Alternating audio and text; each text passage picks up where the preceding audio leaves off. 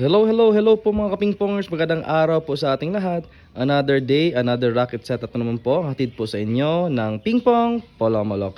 By the way, ang raketa po ito is ipapaship po natin papuntang Iriga City, Camarines Sur. At ang setup po ng raketang ito guys, ang blade niya po is ito pong budget mill from Yinhe. Ito pong Yinhe N12S. Ito po yung tsura niya guys. This is an all wood blade na napakasulit po ng performance for its price. And ang kanyang black rubber naman po is ito pong Loki RX Ton 1 na rubber.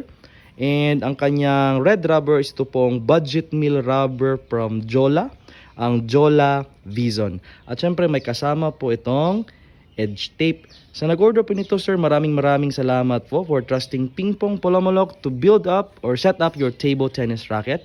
At sa mga gusto naman pong mag-inquire at magpa-setup ng raketa, just message us directly po dito sa aming Facebook page, Pingpong